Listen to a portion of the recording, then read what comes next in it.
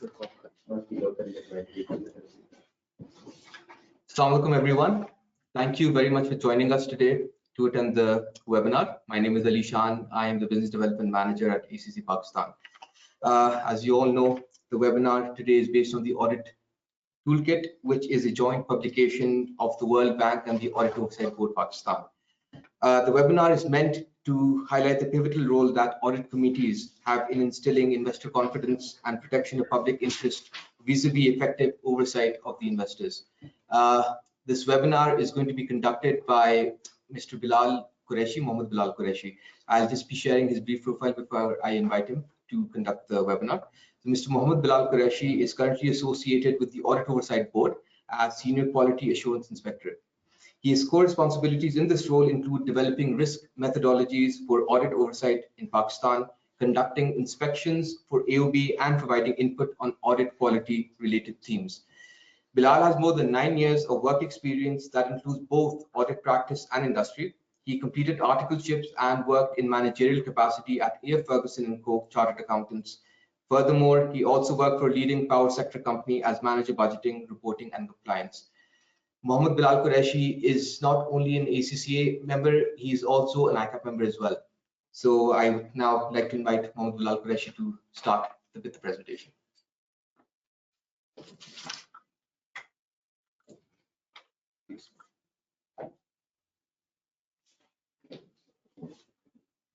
Thank you very much, Lisa.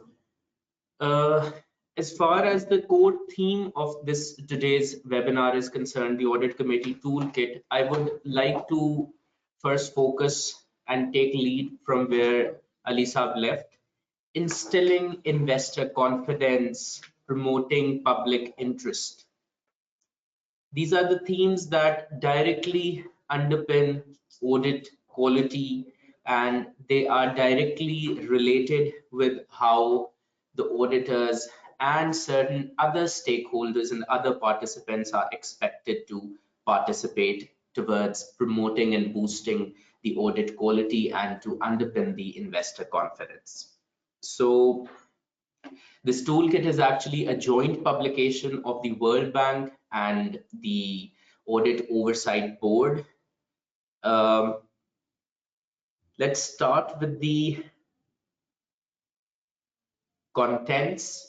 We will be talking about why audit committees are so important. It is the significance of the audit committees and the types of roles and responsibilities that the audit committees are expected to discharge. And shortly thereafter, we will move on to the need and benefits of this toolkit. This is how the toolkit looks like. This is the toolkit that the AOB and World Bank has jointly produced, and we will talk about why or how this toolkit could benefit the audit committee members. I will also take you through the toolkit components, through the different sections of the toolkit and what each of those sections talks about. And then I'll also talk about the reception of the toolkit, how well received this has been, and how and from there you can actually get hold onto your copy of the hard copy or the online version of this toolkit, and then we'll be running a Q&A session. Okay, the significance of audit committees. Why do we need to have audit committees? The first thing is to oversee financial reporting process. When it comes to overseeing the financial reporting process, I'm sure we all, being members, being ACCA members, are appreciative of this fact that financial reporting with every passing day is getting trickier, complex. There are so many judgments that need to be exercised. And then we, while living in this world, also see corporate scandals. We also come across areas where accountants were engaged in earnings management or manipulation of the financial statements. So audit committees, I feel they're one of the key lines of defense, in that if the audit committees are charging in a robust manner, they're such a critical component of the assurance supply chain that they can greatly reduce the risks of material misstatements in the financial statements and the guidance, and it is going to reduce the chances that investors are misled in any manner. So especially with the coming of IFRS 15, IFRS 16, IFRS 9, these one of the firms, they call it the big three. They're so while they do provide clarity guidance, there are a host of judgments. And for example, with the, if I specifically talk about IFRS 9, the expected credit loss model, if you make any changes to the model, to the inputs that are there in the in determination of the ECL, you can change the numbers and the financial statements in a significant manner. So there has to be someone who's overseeing and guarding the public interest, guarding the investors against misreporting of numbers. And so audit committees over here have a very important role to play. The second thing that I would talk about is their role in the external audit process. I think public interest has multiple components, and audit committees have a lot to support in terms of the external auditing process, in terms of the selection of the auditors, in terms of the audit fee, in terms of the quality of auditing staff, in terms of independence of the auditor. These are all the themes that are very important when it comes to the role of the audit committees. And so if audit committees are discharging their role in a more robust manner, I think the external auditing, they will be contributing and they will be enhancing the value of the external auditing process itself. Review internal controls and risk management system is another role that the audit committees are performing, and definitely I think some of the principal contributors or some of the principal reasons why public interest is dented is because entities do not have a sound system of internal controls, they do not have appropriate risk management systems in place, and particularly in the age that we're operating in contemporary times, I mean, we're operating in a way where risks are evolving on a continuous basis. We have every day you're coming up with a new risk. So many risks that were not pertinent to 1-2 decades back are so pertinent today. And so an entity needs to have those risk management processes embedded in their systems, in their organization. So and most importantly, there has to be a robust supervision of that risk management system, which the audit committees are expected to discharge. Some of the codes on corporate governance also suggest the formulation of separate risk management committees even. Audit committees have a very important role when it comes to the internal audit function. We all understand that good functional reporting would mean that the internal auditor or the head of internal audit is actually reporting to the audit committee so that their independence is intact. And audit committees have a very important role. Audit committees actually have to provide that shelter to the internal auditor to operate in a relatively independent manner, to make sure that they're adequately resourced, and there are no scope limitations as such. There are no no-go areas. And I think the output of all of these is my last point on the presentation: strengthen credibility with stakeholders. If the above roles are performed in an effective manner, if the above roles are performed in a robust manner, I feel that the credibility with stakeholders would greatly enhance, would greatly improve. Okay, with this, I think we've set the tone, the baseline as to the significance of the audit committees. Now, I think it is important to understand why was there a need for this toolkit altogether. The toolkit, it's indeed need-driven, I would say. And as a background, I would like to inform you that the Audit Oversight Board, which is an independent regulatory authority promoting the functioning in the public interest and overseeing the auditing profession in Pakistan. This board actually conducted some surveys back in 2019, and the theme of the survey was audit quality.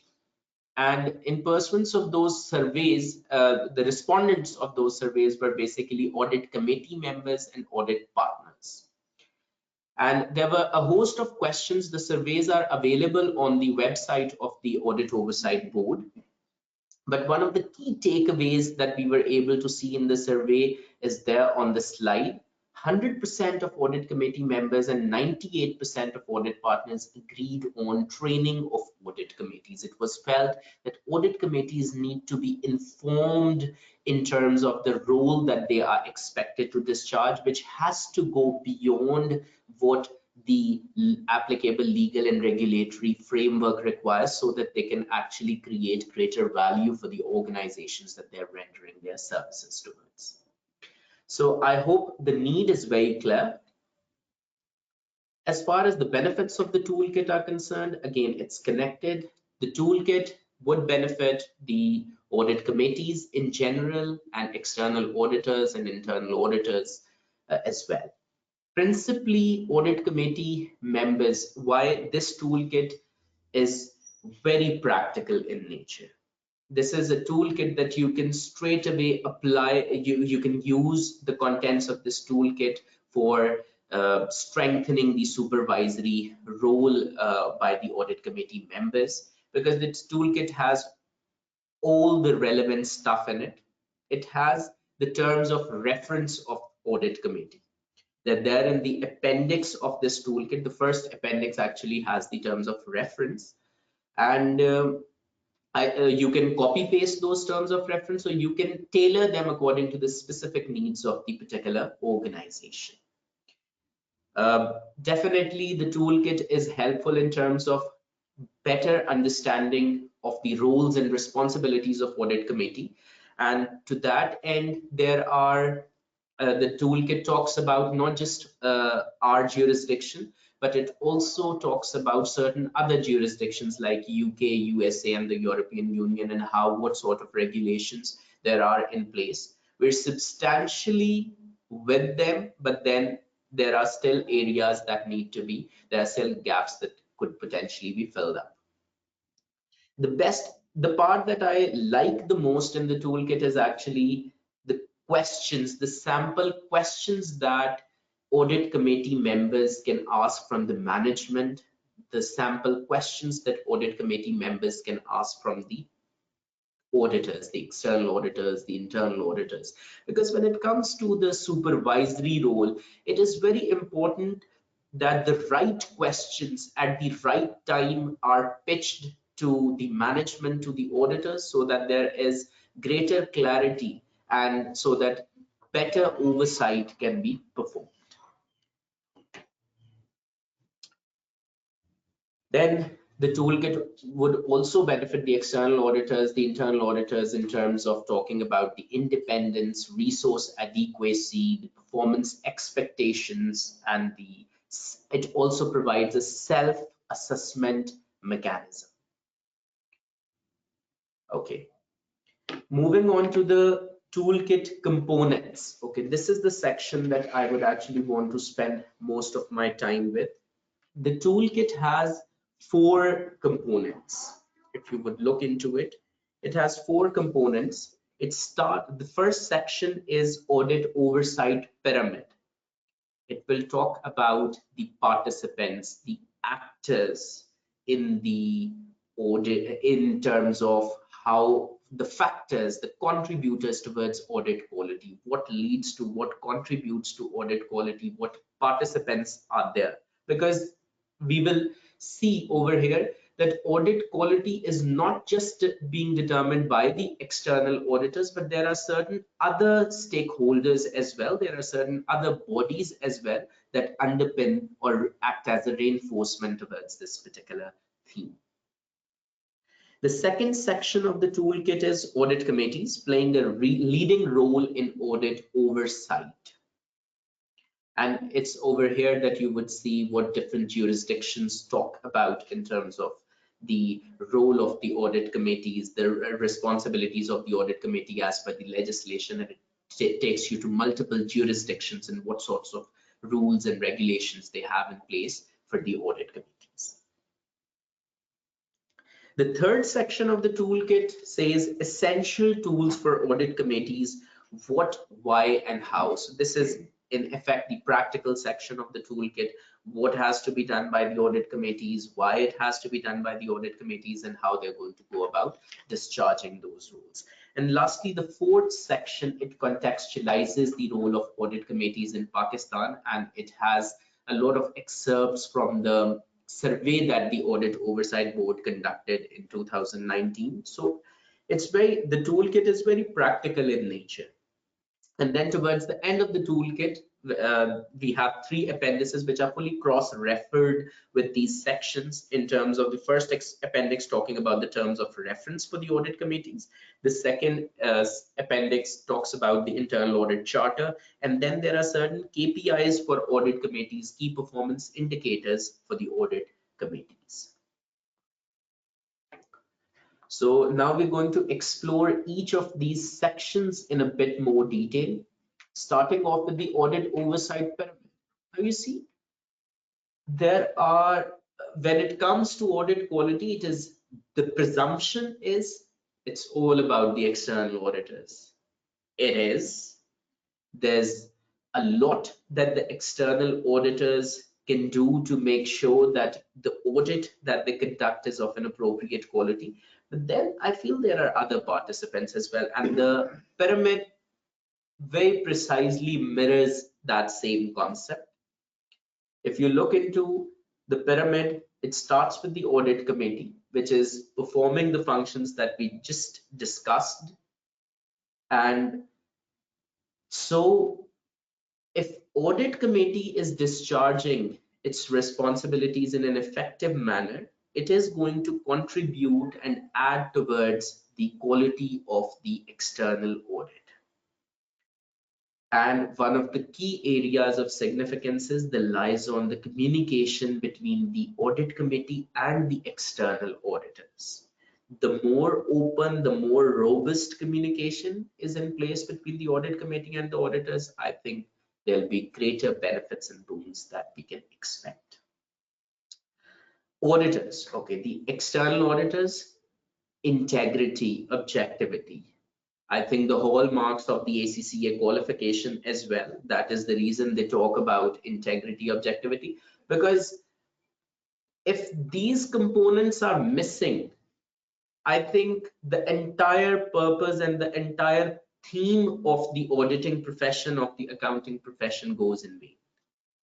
You cannot expect an auditor who is acting in an unethical manner, who is dishonest, to perform or discharge their mandate in an effective manner. And in a lot of high profile corporate scandals, corporate collapses, I think this was an issue. Then Audit Oversight Board. Definitely empirical evidence actually suggests that those jurisdictions which have independent regulatory authorities monitoring the auditing profession, the scope for earnings management reduces greatly. And the recognition of accelerated revenues and manipulating on the numbers, because it's a deterrent actually. It deters the other stakeholders, including the management, from committing practices that go against the spirit of the accounting standards. So the pyramid, it gives a very holistic, clear picture that when we talk about audit quality, the next time we talk about audit quality, we would actually say, yes, there are external auditors, but there are other ingredients as well. So there are other stakeholders which are going to contribute towards this audit quality. Okay, I will not talk in detail about this because we've already covered this in the first section, but this is actually the second section of the toolkit because we're currently exploring the components of the toolkit. So the first component of the toolkit, the first component was audit oversight pyramid. And this is the second component of the toolkit, playing a leading role in audit oversight and in overseeing the roles of the external auditor and whether they're performing their roles effectively or not. So because we've already covered this stuff in our initial slide, I'll be moving on to the third section of my toolkit. The third section of the toolkit is essential tools for audit committees, the practical section of the toolkit, what, why, how. So these are the questions that we would be answering. As far as this what, why, and how is concerned, to be clear on this, this is driven by the applicable legal and regulatory framework. For example, in Pakistan, the Code of Corporate Governance, the corporate governance regulations in place, they're basically determining the constitution, conduct, and the regulatory mandate of the audit committees. As far as the constitution and conduct of the audit committee members is concerned, at least 3 members. They have to be independent, preferably independent, non-executive directors. They don't have to be, the executive directors, those with operational responsibilities. And financial literacy. Financial literacy is of primary significance, which is very much understandable because if someone has to oversee the financial reporting process, and the process itself, as I mentioned in the beginning, it's getting complex and complications are consistently increasing. IFRS 9, it's dreadful. IFRS 15, IFRS 16, they've revamped the accounting system in multiple manners. So it is very important that those who are performing an oversight role have adequate financial literacy, are informed on the developments, particularly in the applicable financial reporting framework. Otherwise, I'm afraid the role, the role would be difficult to be performed. As far as the proceedings of the audit committee are concerned, they should be meeting at least once a quarter. Now, you see, at least once a quarter, which means they can meet more frequently depending on the specific needs of the organization or depending on where they feel that the management needs to be constructively challenged. Communication with the management, attending, the chairman of the audit committee attending the annual general meeting where they can, answer the questions and the queries or clarify ambiguities that investors have in their minds. As far as the regulatory mandate is concerned, we've substantially talked about it earlier, but I think we can quickly go through this again and then expand on those areas that need greater clarity. The first area is risk and compliance, managing internal controls, risks, monitoring internal audit, coordination with internal and external auditor. I would definitely want to talk about coordination with internal, external auditors. This is actually the key. If there isn't adequate coordination, I'm afraid the roles would become more like a box ticking exercise. It's very important that they're gelled in and they understand and coordinate with the audit committee members, coordinate with the internal auditors, with the external auditors, so that they can get a more clearer picture and they can gain more visibility and they can transfer some of the visibility that they have and the external auditors maybe don't have to enhance the overall auditing profession. Risk management. Risk management is such a significant area. I would just use one example, cybercrime. A decade or two back, we didn't know about it. And risks in the contemporary business world are evolving every day.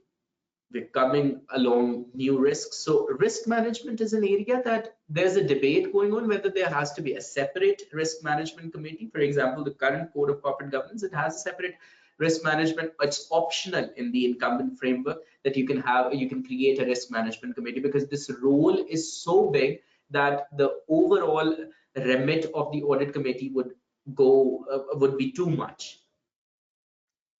Financial reporting process. external auditors selection, fee determination, their independence. These are all the areas that the audit committee's members are expected to take care of. The third point is review financial statements. So I would expand on key audit matters, review financial statements. Key audit matters, I think it's a very nice addition to the audit report. I think something that the investors are actually welcoming. And key audit matters have been very helpful in identifying problematic areas, judgmental areas for the investors. And they're actually, the interesting trend is the investors are going beyond the key audit matters. Now they have questions on the key audit matters themselves. So key audit matters is an area that the audit committee members need to get handled. They need to understand what are going to be the key audit matters for their company. They need to understand the basis of the auditor's conclusion as to why a particular matter has to be a key audit matter and why certain matters need not be reported as such. And lastly, reviewing financial statements.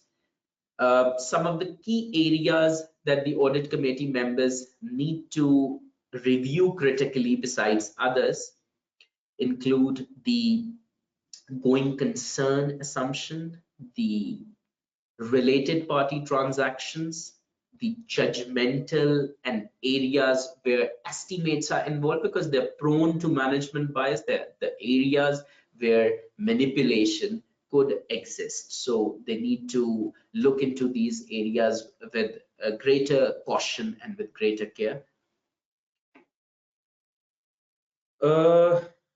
Okay. Now, this is effectively the fourth section of the toolkit where we are going to contextualize the role of audit committees in Pakistan. So we've talked about three sections so far. The first section was the audit oversight pyramid.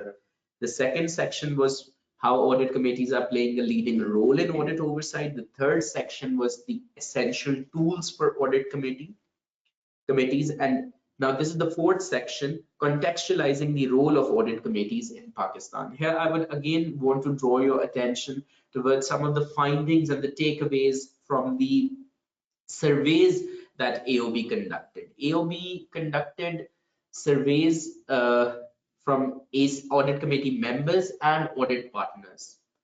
And I feel the results are, the response rate was very encouraging. I mean, some 296 partners representing some 100 audit firms responded to the survey. And some 62 audit committee members, they responded to the survey. So I think we can actually bank on the findings or the takeaways of this particular survey.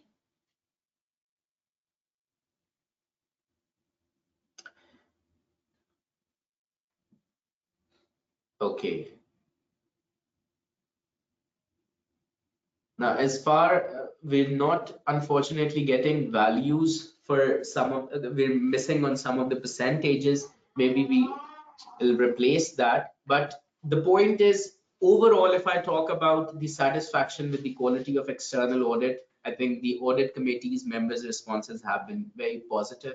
They're very, quite satisfied with the quality of management letter, while there does exist room for improvement in all of these areas. But the green portion of the slide, it actually shows the level of satisfaction and the percentage of audit committee members was satisfied. So communication with the audit committee, demonstration of independence and objectivity by external auditor, professional skepticism demonstrated by external auditor, and the staff of external auditor being appropriately qualified to conduct a high quality audit. I think all of these factors, they have a contribution to make, and audit committee members have predominantly expressed their satisfaction in these areas with the external audit process.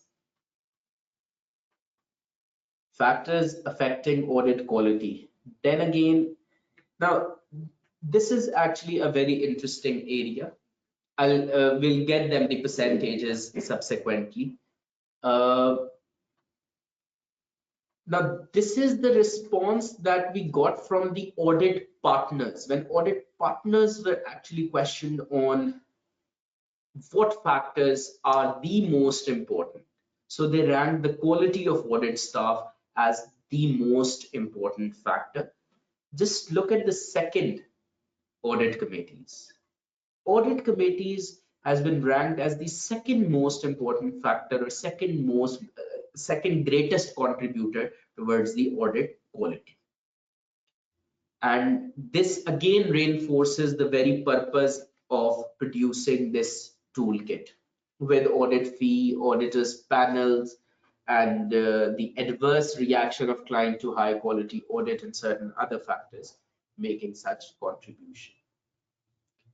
Okay, as far as the training needs for audit committee members are concerned, we've already talked about it. It is those same percentages that I mentioned in the beginning, that some 100% audit committee members, that is all the 62 audit committee members who responded to the survey, felt that yes, training of audit committee members is extremely important. And so this toolkit is one such step towards that training. And 98% of the audit partners, they felt that yes, there should be a robust training mechanism for the audit committees. Okay, as far as the reception of the toolkit is concerned, the toolkit has been brilliantly received. I would say more than, as you would see, more than 1,000 copies have been distributed so far to a diverse range of stakeholders, which again emphasizes that yes, it was indeed the need of the hour. And the chairman AOB, Mr. Tariq Iqbal Khan, his views on the toolkit are I would like to read it. Audit partners rated audit committees as one of the most important factors for audit quality in a survey conducted by AOB earlier this year, that is 2019. And this world-class toolkit is the best go-to resource for all audit committees in Pakistan for all the reasons that we've just discussed. How to get this toolkit? Okay, now the good thing is you have the online version available on the AOB's website. So you can just download that toolkit from the AOB's website. You can also get a hard copy of this toolkit. You would have to fill out a form that's there on the link, which you can see, and you can request a free of cost hard copy as well. And then there are some handy extracts, because maybe certain people would not be interested in all the areas of the toolkit. So they could, for example, they're more interested in the internal audit charter, for example. So there are certain handy extracts of this toolkit that are available on the AOB's website, and you can get your hands on to those handy extracts as well for a ready reference.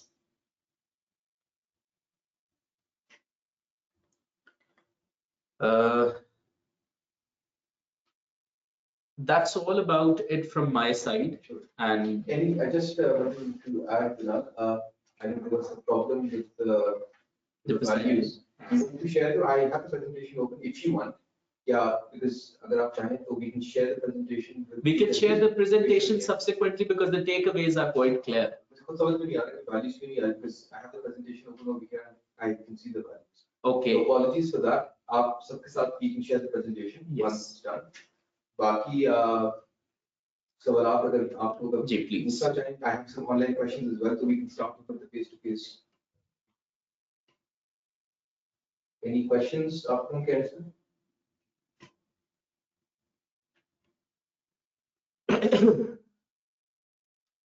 So we can start with an online question. Assalamu alaikum. How would this toolkit counter the problem of higher costs associated with regards to the detailed implementation audit committee? In Pakistan, this is really a big issue, as a lot of companies are resorting to cost cutting, and as a result, a lot of deficiencies in internal control and control environment are seen, such as lack of segregation of roles, etc.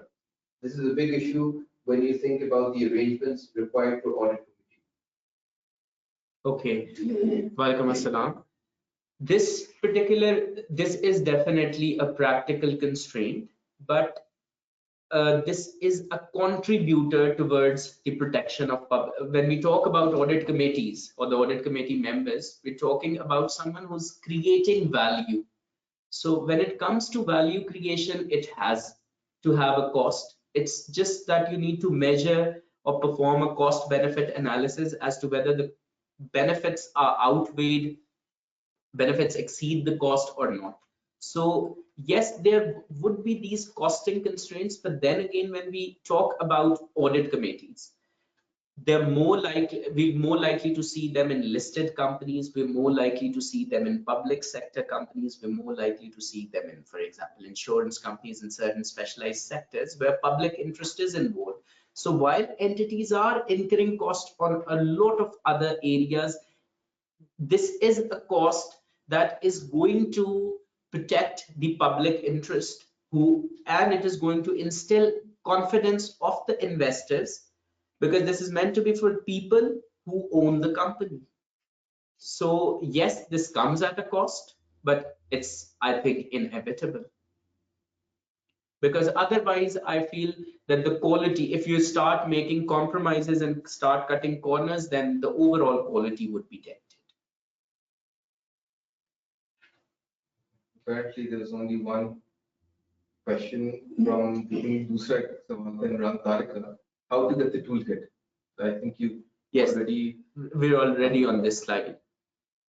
You can get it. You can get it from the AOB's website, the online version. You can also get the handy extracts if you, for example, relying on a particular. If you have a particular area of interest, and lastly, you can also have a hard copy of the toolkit. This is how the toolkit, I've already shown this to you. This is how the toolkit looks like. So you can also get a hard copy by filling in a form, and it's free of cost. Any questions from your end with regards to the audit toolkit? Any other question that you have in mind अगर आप पूछना चाहें? Sir, ये जो pyramid आपने बताया है, the pyramid you have shown, it is very much concise. There are multiple factors. Don't you think it's very much concise, not comprehensive? Yes, there are multiple factors, but the factors then again revolve against those participants. For example, the pyramid showed, let me take you back to the pyramid. Yes, sir. You see, the pyramid has audit committees, the pyramid has the auditors, and the pyramid has the audit oversight board. And when it's appearing as a pyramid, it means there's some sort of collaboration and interaction amongst the different constituents appearing in the pyramid itself.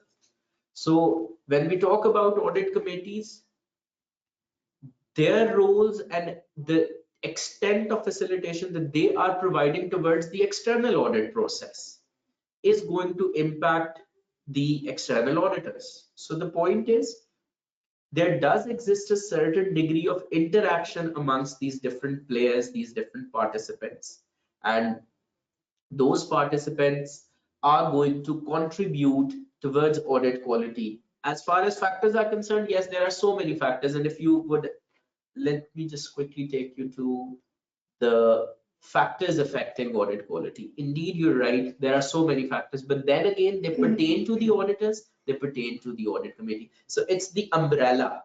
If I see audit oversight pyramid or the pyramid itself, it's an umbrella where you have an audit committee, where you have auditors, where you have the audit oversight board, and then there are certain set of areas or certain set of themes that they need to take care of.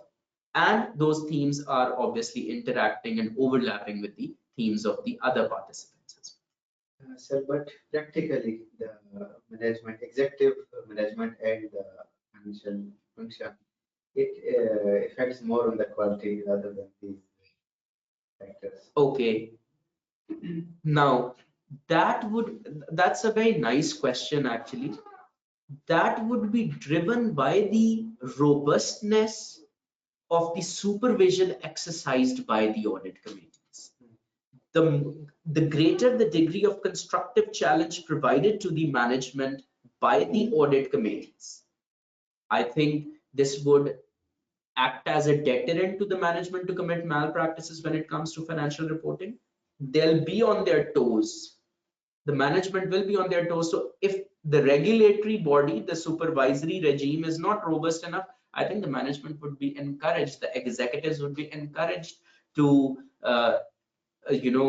manipulate, for example, financial statements, to do things that they should not be doing, or to, for example, be bending the rules. Thank you. So connected to this Audit Committee role, it's very good to have the management is on the toes of the Audit Committee. Is it practical or is it just on the books? I think there's nothing more practical than this in the world, because if the as I said, you may find me repeating, if the supervisory role, just imagine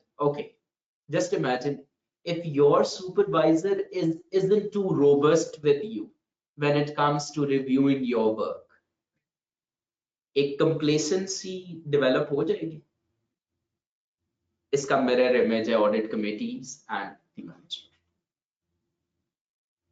जितना robustly वो question करेंगे, जितना, इसीलिए the part of the toolkit, if you ask me the favorite area, my favorite area of this toolkit, it's the practical questions that the audit committee members should be asking the management, should be asking the auditors, because that actually puts you, then the management is very clear.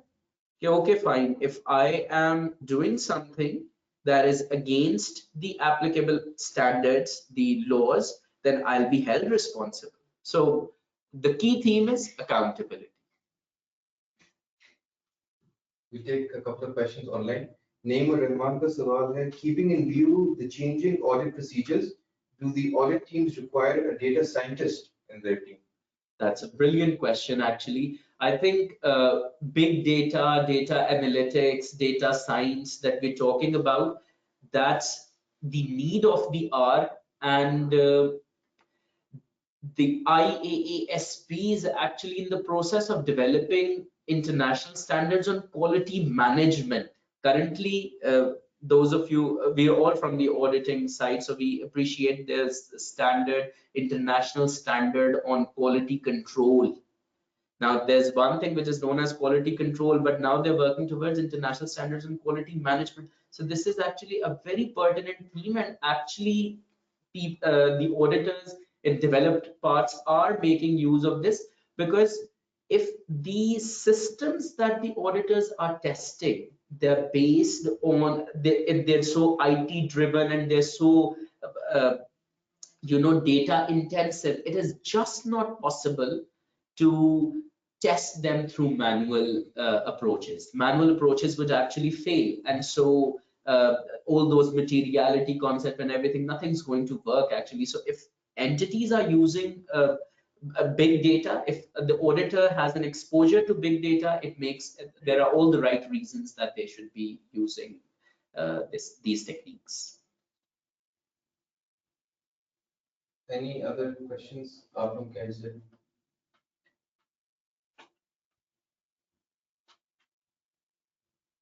Nothing. I don't think I have any more questions from the online people. We had 110 online participants. Nice. So, any views from your end with regards to any other theme that you want to touch upon with regards to the audit toolkit? अगर आप कुछ share करना चाहें. Overall, I would say that this is a toolkit which is quite practical in nature, and it is something that can be directly replicated in workplace practices. So there are takeaways of this toolkit for everyone, and by deploying these, I think you can create greater value for the organizations that you're working for, and you can actually sharing this with the audit committee members would be very helpful to perform. They're already doing a brilliant job. They can further enhance and create greater value for the organizations that they're rendering their services towards through the use of this tool.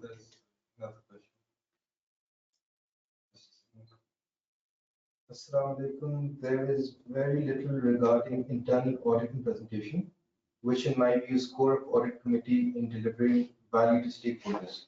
Why is it so? maybe less in the presentation, but not exactly the case when it comes to the toolkit itself. There's an entire appendix dedicated towards the containing an illustrative internal audit charter. So it'll talk a lot about, it has talked about the mission and scope of the internal auditor's work.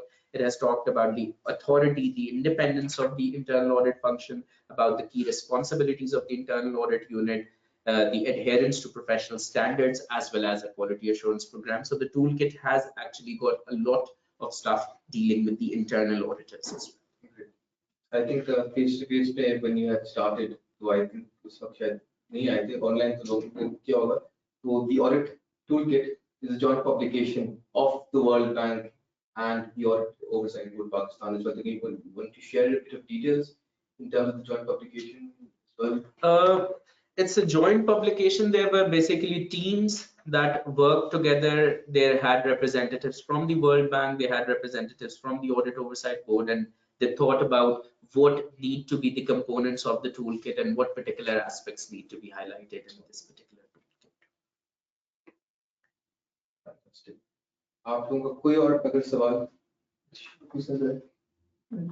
Sure.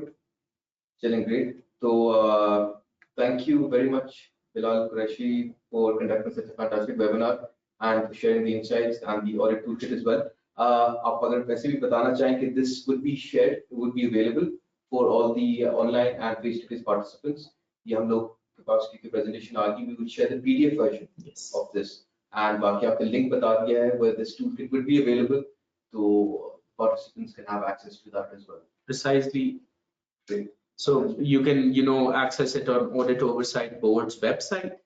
And the best part is you can, if you're not interested in the entire toolkit, then you can look into the specific areas. There are headers given, there are links given talking about each of the areas that the toolkit deals with. So there are quite handy extracts, and you can, have a focus area that, okay, I'm more interested in the, like someone said, internal audit charter. So we have this link given, so you can just on the AOB's website, and you can straight away, instead of going through the entire toolkit, you can just focus on that particular link.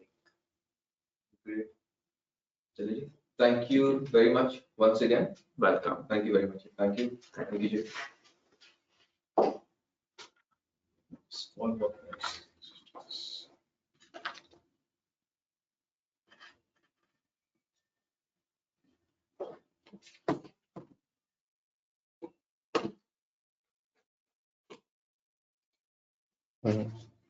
Ji